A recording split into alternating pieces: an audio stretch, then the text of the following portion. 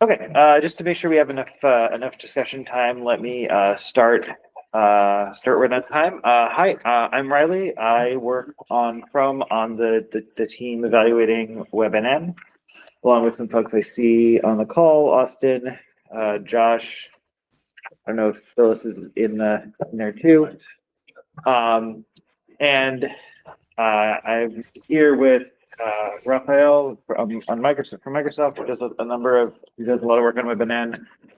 I see a number of faces from the WebGPU team as well.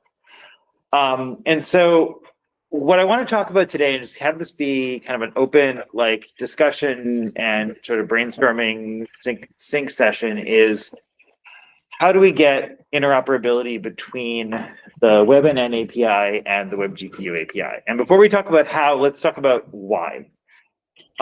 So there are sort of two use cases that I've discussed with developers and other members of the team for why you would need to do this. One is, I think, the one that people think about when we really think about graphics, which is if you're integrating WebNN into an existing rendering pipeline. It's this is an example in any case where you'd be generating data that's going to appear on the screen. For example, if you're doing an application like Meet, which everyone here is using right now, if you wanted to do segmentation to take the subject and the background, separate them out using ML, the result of that machine learning inference is going to feed right into a graphics pipeline to build the video frame containing the person and then the blurred background. The other use case is that there are going to be new fancy ML operators that the folks in ML research come up with, and they're going to figure out how to optimize them to run super well using sort of low-level GPU techniques. And WebNN won't get those immediately. There's going to be this kind of constant back and forth between WebNN giving you access to super optimized implementations of common operators and developers building optimized implementations of custom, fancy, new experimental operators. And so we need to figure out a way of allowing WebGPU to be used to implement those kinds of things. And that means in the middle of your ML inference operation, you might switch back and forth between WebGPU or WebNN. Those are the two use cases. Something also to keep in mind is, as we've discussed this, is we've realized there are kind of two different types of workloads that we can be talking about here. One is what I'm calling a render blocking workload. So this more aligns with the first use case, where the output of the ML model is going to be used to draw the next frame. And so the model has to run quickly. It's going to block other GPU execution. This might also be the case in the second use case if what you're doing with the ML model is what you're doing with WebGPU is implementing a custom operator, but you're then also going to use WebGPU to process the total output of the model itself. So these are kind of it's not just one or the other. It's not workload to use case. It's not a one-to-one mapping. The other type of workload is a non-render blocking workload. So we're just using the GPU inference. We're not trying to integrate it into the existing pipeline. Importantly here, it might take longer than a frame. You might be using some generative AI algorithm that's going to chew on this task for a couple seconds in order to generate a high resolution image or something like that. And these two different types of workloads are important to consider because I think a lot of the discussions we've had so far about interop have been very concerned with the ways in which we don't want to create a situation where WebNN can block rendering by tying up the GPU. And I think it's important to consider that there are two different kinds of workloads here. Sometimes we do intend to tie up the GPU and block rendering because we need that data to render. But as a consequence of that, we also can say, yes, this needs to happen quickly, and we can scream loudly if it does actually block rendering in a problematic way, because that's a problem for the developer, not just for the browser. And the other is non-run. And in the non-render blocking case, we can say, like, yes, this is going to take a long time. We're okay with that, but we need to then separate it out from the render blocking GPU path so that it doesn't end up causing a problem for the browser's ability to just remain responsive in general and do other GPU workloads.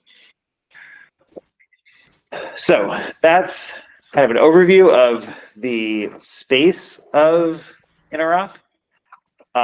Today we have a proposal for I'm going to switch my presentation here. We have a proposal for an ML tensor API, which, Austin, did we not actually land that explainer? Is it still a PR? It's not yet landed. It's still PR. I just posted the link in the notes.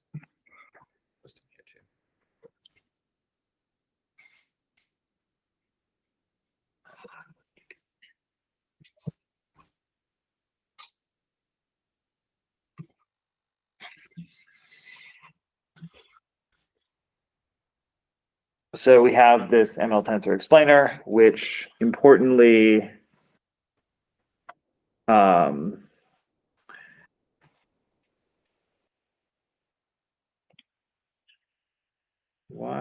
am I not? Oh, wait a second. Yeah.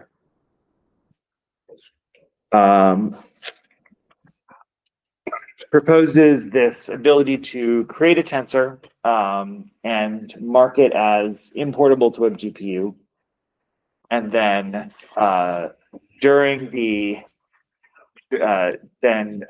you can set up your GPU work by importing that tensor in as a GPU buffer, and then queue that GPU work. So at this point, I've run out of things to talk about, and so I'm going to hand it off to Rafael. Yes, so I was going to draw, I guess, the issues we run into, and I feel bad. I'm going to use the whiteboard. I'm going to move the camera over to.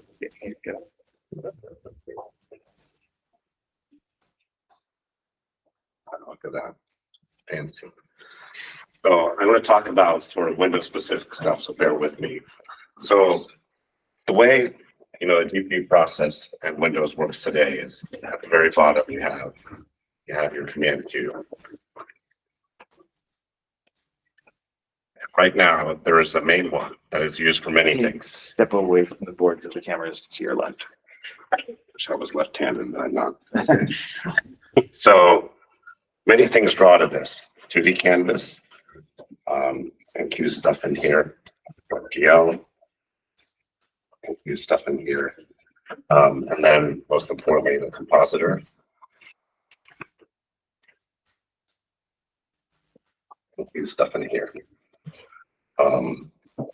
Now you may ask yourself, and let's see, it's like this. And then there can be other applications. So this is Chrome.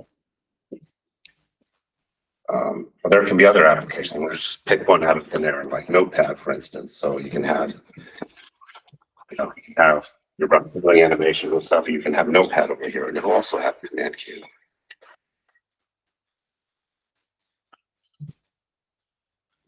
And it'll be good stuff. And at least on Windows, you know how CPUs, I'll step away for a little bit. CPUs are preemptible. On Windows, on most modern hardware GPU, command queues are preemptible as well. There's a time quanta, and the OS will say, okay, I'm going to stop this work in the middle and then go and give Notepad some cycles. And then when Notepad runs out of its quanta, I want to go back and give Chrome some cycles. An interesting thing about this one, these are created with, like, by default, you get what's called a TDR timeout. So if something in here, you may be asking yourself, well, what if something in here takes, it takes a long time? Right now, a TDR timeout is if something here say somebody is using WebGL and they queue up a lot of like an infinite loop or something. If something in here, while it's running, takes too long, more than 2 seconds, then what Windows will do is it'll pare all of this down, and then you get notified in the Chrome GPU process that the device has been removed. And so the Chrome policy is that it'll restart the GPU process and set everything up again. The WebGL developer is able to realize this, and then they can go and restart everything. You get one chance to make things right. And if you fail that chance, then no more WebGL or WebGPU for you. So this becomes important, so bear with me. So let's talk about WebGPU for a minute. So WebGPU sort of, I'll draw it over here.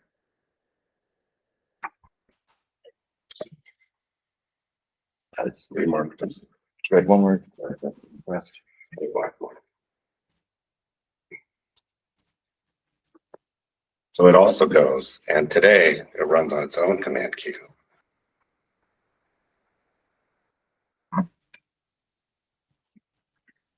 And it is also a command queue that has a timeout. It's a different command queue because WebGPU is implemented with the DirectX 12 API today in Chrome, and all of this is implemented with the DirectX 11 API. And it gets this, since it's its own command queue, Windows will schedule in the time clock that it'll run this for a little while, then it'll run this for a little while, and then it'll run this for a little while, each according to its needs, right? Now you may be wondering, well, how do these get synchronized at all? I mean, if you draw something and it's halfway in the middle of being composed, don't you get like halfway stuff? And the way that works is you can set up a dependency here using a fence that says, I debated which way to draw this arrow. Maybe I'll go this way. Once this finishes, you can put a fence that says this command queue has to hold its operations until this one is finished, so that when it draws, so there's a little, there'll be a little draw call here.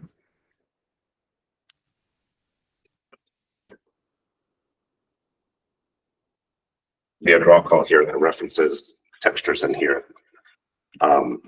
And you want it so that when you read from those textures, you read like fully composed stuff. So, and this also has the timeout and detection stuff. Because especially in WebGPU, you can have compute shaders with ML and they can take a long time.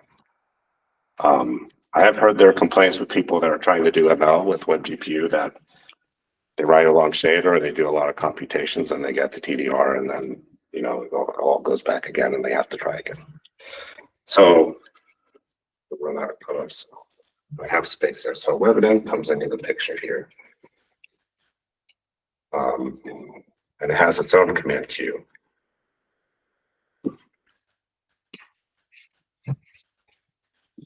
We had, people at Intel and others make a whole bunch of demos with this.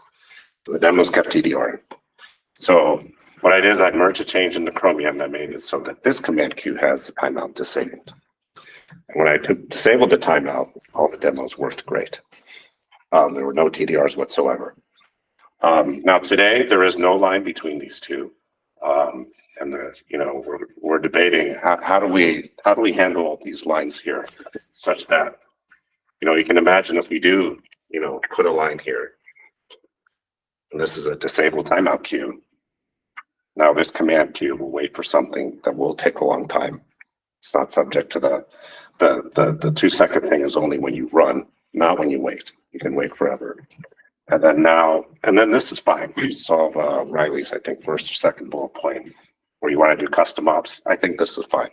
Have it run forever, and then eventually you get back your stuff. The problem comes when this line also becomes connected.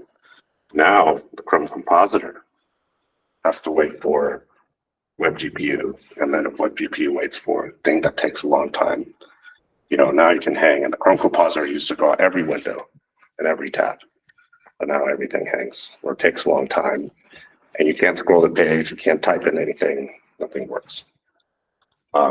So in the depiction here, it says, notice it says await WebGPU import external buffer. So if we implement it that way, that's fine. It'll just mean that the line is drawn only when this command queue is sort of finished with its operations, and then we hand over the finished thing in the finished state to what I've drawn in the black line, the black square. We can do it that way, and I'm perfectly fine doing it that way for now. And in fact, on CoreML, on macOS, you have to do it that way because on NatOS, you cannot really draw this red line here. So we will have to go and like wait on the CPU, maybe on another thread or something. But on Windows, it would be nice to draw this red line and do it smartly. And I think what we may have to do is be smarter about how we draw, when we do this black line here. If we do this black line, excuse me, we can do the black line by, for instance, loosening the restriction right now that I'll go stand away from, since I finished drawing, I'll stand away from that.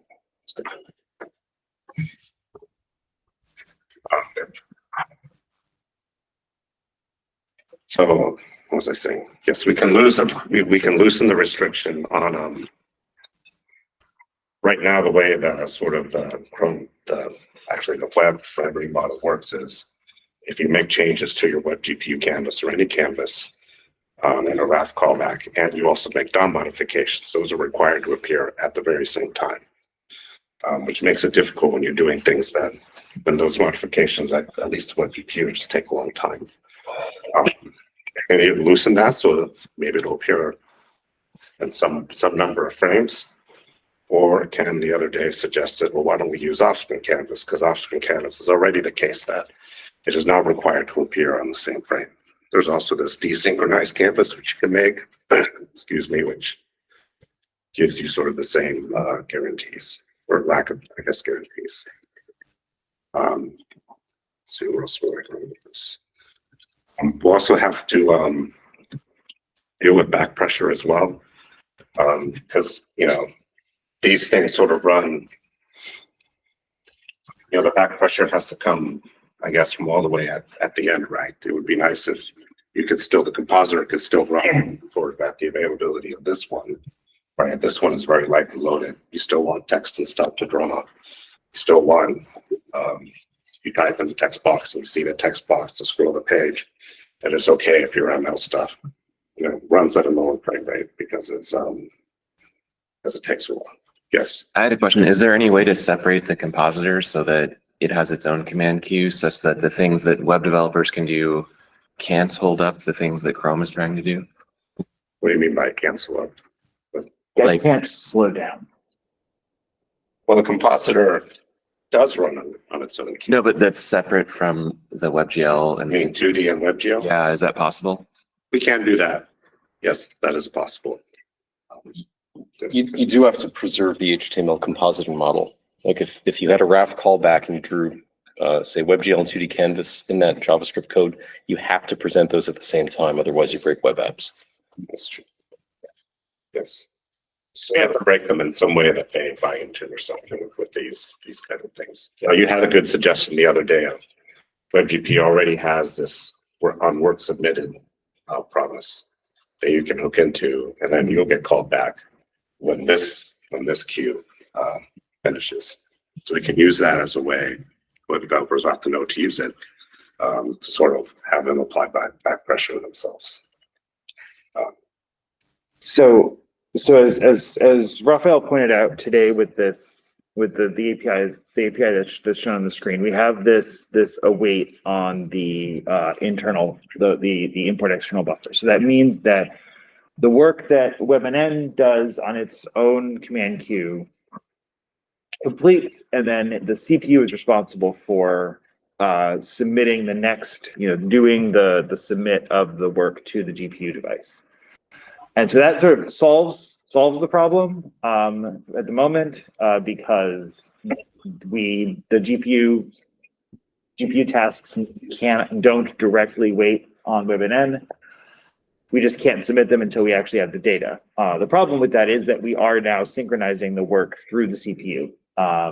And as Raphael said, on some platforms, that's the best we can do. So with the current APIs we have available through TensorFlow Lite and CoreML on macOS, that's all that's possible. But we don't want to restrict ourselves to that design, particularly because on Windows there is a way of interleaving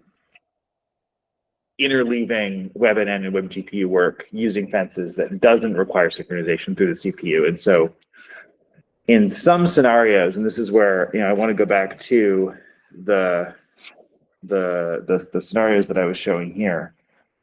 In some scenarios, it is okay, in my mind, for WebNN to be able to block this path, because the developer is using WebNN as part of their rendering, like as part of rendering the next frame. And if you're using WebNN to render the next frame, then just like if you're using WebGPU or WebGL to render the next frame and need to stay within the frame times, and, you know, should get, you know, punished for missing frames, then we should be able to provide this synchronous path. But we can't do that all the time. And so one proposal that we've come up with for this is to make this render blocking and non-render blocking working mode explicit in the WebNN API, at least. Where when you create a WebNN context, you can say, I'm going to be using this to render things, or I'm not ever going to try and use this to render things, or at least I accept there's going to be some performance penalty of, say, CPU synchronization if I try to render things with this. And so depending on which of these two modes you get, you ask for this method here. Oops, that's not the right window to try to draw on. You know, this method here would be sync for async. David, I saw you raise your hand. David? Yep. Yes, just trying to unmute myself. So that's that. Like another use case is you're trying to run a complicated ML model, and some of it runs through the native WebNN backends, and some of it runs on the GPU through WebGPU, and that's not quite captured by our taxonomy. Well, yeah, exactly. So if we enable the non-render blocking mode for WebNN, that solves the problem for doing fast interop for rendering. It also incidentally solves the fast interop for GPU fallback as long as you're rendering. But if you're doing a complicated model that's going to take a long time, you're just trying to compile your big ML shaders and run those, it doesn't work, because you're going to use the WebNN in the non-blocking case, in the non-blocking mode, and you also would want to be able to create a GPU context that has that same non-blocking behavior, so that you can promise to the browser, no, I'm never going to try to block the compositor on running this giant shader. And that, as I understand it, is not currently supported by WebGPU. That would be a good thing for WebGPU to have down the road. Forget about I drew the red stuff. It would be good to have WebGPU have the case where you can have a don't TDR me thing, and you can do compute operations. You can have them take a long time. So, I mean, I know we've talked about multi-queue in the past. We haven't gotten to it yet. It might be something worth revisiting in the future. I mean, what Raphael is talking about with those red arcs, the horizontal red and black arcs are synchronization fences between different queues, and that exactly models what you want to have. The CPU never gets in the way. That is the affordance in the API that you really want. I'm reacting negatively to trying to force a taxonomy on WebNN about rendering and non-rendering. That's not the point. It's not what's really going on here. What's going on is you have things going on in hardware where one has a logical and data dependency on another, and you just don't want the CPU to get in the way. That's the essential problem. I mean, yes, we don't want CPU to get in the way. I guess the secondary problem that causes is this issue of potentially blocking the compositor, right? So that's why I'm trying to draw this taxonomy, is because a consequence of not having the CPU be involved is that we then have this there's this effect on compositing, and maybe I'm misunderstanding the pipeline, and that is not as direct a causation as I think it is.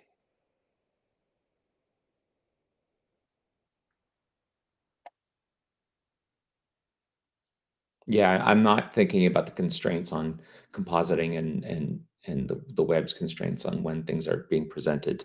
I'm just concerned about like not modeling what's actually going on at the OS level. When I think of like the Vulkan's got a bunch of platform specific extensions for like you've got for Interop for memory buffers describing them, and then the sync fences for them. And the two are basically all you need as far as I know, because although I'm not an expert on this. And like that's the essential thing. You got a resource and you got a thing that tells you that the resource is finished been working on. And that's what's primitive. I proclaim no expertise on the compositing end of it. Yeah. My understanding is like, yes, like the fencing, like fences enable us to set up this dependency chain. And the concern that I've just heard is that that's all fine, but if we start letting WebGPU workloads have fences that are waiting on things that WebNN is doing, then that will break WebGPU, because WebNN can go off and take forever to do something. But if that's the case, then that's the fault of the application developer. Like that's going to happen if you write a long-running compute shader. Doesn't matter that it's WebNN that's doing it. Right. The problem is that in the long-running compute shader case, you as the shader developer can break up your shader into, you can introduce those, you can break up the shader in order to make it possible to run it within basically just submit work in multiple chunks. That is possible in WebNN, but it becomes a very weird developer interface, because in WebNN, we ask the developer to give us their entire model architecture. And it just runs in one chunk. I would personally like it for it to be the case if we had a mode where WebGPU developer can write a long shader, not be TDR'd either. And we could let them do that. The only hesitation I have is the fact that it's okay to me if like what I've drawn here is the black command. I hope you don't see it like written backwards like it is in the. No, they don't. They see it okay. It's okay with me if like knock yourself out if you want this to take a long time. EOS will multitask this with the compositor. What gives me pause is this line here. If we like attach the long running work without the TDR timeout here, and then now the compositor, which draws every window, including ones that do not belong to you, tie that up. Now we could also go and do it, and I talked about this with Austin, and I realize I'm no longer Google, but he's one way to do it is to, the OS provides this thing with a TDRC, but there's nothing stopping us from having our own, like what I call self TDR, which we can go and we can say, I enqueued the work, and we can have one of these post tasks on the background thread that it wakes up after 2 seconds and then like tries to determine, hey, what's going on here? Like are you done here? And then if it's not, it can go and it can go kill itself, kill the GPU process. It provides sort of the same service as VOS does for you. So it's, it allows like these two to run forever, but it keeps a watch over this precious resource that makes this one be still responsive. In particular, this one, the compositor. Sort of reached the conclusion that I wanted to say exactly what you were saying, in that the TDRs were only preventing long-running compute shaders from blocking UI work, but it wouldn't prevent cases where you had maybe multiple small enough compute shaders all queued up and you couldn't present something. And we already have the GPU watchdog that's monitoring the GPU main thread. So maybe all that needs to happen is it inserts things into the command queue to see that it's made enough progress. And if it's not made enough progress, it kills the GPU process as part of what it already does today for monitoring CPU activity on the main thread. It also starts to monitor GPU activity to see if you're having any progress. We could do that as a self TDR, yeah. And that would protect this resource. Yeah, and it also help outside of WebNN if someone was running any sort of WebGL or WebGPU work with small enough, like just barely large enough shaders, but many of them, and that was resulting in being blocked, then it would no longer do that because we would detect that there's a bunch of GPU work and we're not making progress towards the present. Yeah. But long-running GPU compute shaders can still be here on our WebGPU thread. So how do we mitigate that? Well, it's thinking in my mind, if you're using WebGPU, are you asking what happens today? How do we mitigate? Yeah, even it can Okay, exist so on the, yeah. So today, the way it's mitigated is, say you put a WebGPU shader that has an infinite loop, the worst kind of thing, and you're either on purpose or you're just learning or whatever. Yeah. The TDR thing will go and notice that it's taking more than 2 seconds, and it'll shut all this down. And so the browser stays responsive in that sense. So the most the browser will not be responsive is just the 2 seconds, and everything shuts down. The screen will flash black while the GPU process starts up again, and then you haven't killed the experience, right? So that's the worst case. What I'm curious about the slightly less worst case, which is that you have a shader that runs for 500 milliseconds, right? It's making progress, it's short, but it's just taking a little too long. My understanding in that is that in that case, because of the dependency between WebGPU and with the WebGPU command queue and the compositor command queue, that will block the that will block Chrome's ability to composite any new frame. Like the browser will stutter waiting for that shader to that shader to execute. Is that correct? Yeah, if you've established this black line. Yeah. And so that's the problem that I see with trying to integrate WebNN with WebGPU is that there are lots of models which, for good reasons, because they don't, like I said, they don't care about generating frames. They're trying to they're generating text, they're transcribing audio, they're doing some work that's totally ungraphics related. It's very reasonable for the developer to design a model that will take 50 milliseconds to run. But if that model wants to include any GPU work in it, and therefore integrate, and therefore moves back and forth between WebGPU and WebNN, it's going to introduce these 50 millisecond pauses into our UI compositing, which is bad. And also technically unnecessary in the sense that it's not trying to render anything to the display. There's no reason it should be blocking. It's just that right now there's no way that it can't. Well, it'll only screw it up if you call get texture and you draw into it, right? That's the part I'm not sure about. That's the part I'm confirming with folks who know more about graphics than I is that if you just are you always blocking rendering if you're running a shader? No. Or on modern hardware, you can preempt, especially this queue. This queue is I didn't get this into this in the explanation. This queue is in D3, make it a compute queue. And these are the blue and the black ones are called direct queues. Mm-hmm. This one is much easier to preempt than the other two. But on modern hardware, you can preempt if you have a well-written compute shader that has a lot of threads and the size of it is not very big. That's pretty easy to preempt, and then exceed your tag font to please stop running. I'll run something else. So the only time you have to worry is if you make this. That I worry is if you make this thing here. If you just go and you do your WebGPU queue, you have your long-running shaders, and then all you do is read it back to the to the renderer process, and you do your thing and show your text or whatever you want to do, your ML thing.